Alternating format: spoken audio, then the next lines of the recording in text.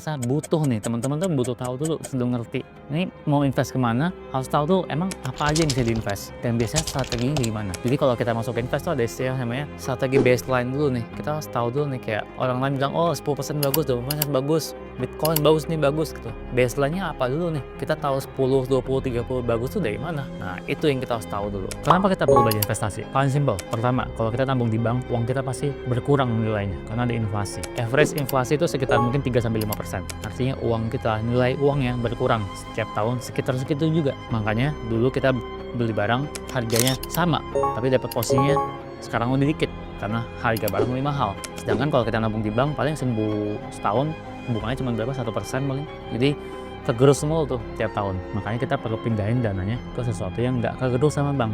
Jadi kalau misalnya kita punya 10 juta, bunga bank 1%, 10 juta 100 ribu uang kita di akhir tahun. Tapi karena ada inflasi, uang kita sebenarnya hilang, pasti inflasinya 5%. Jadi kita cuma punya 9,6 juta, 400 ribu tuh.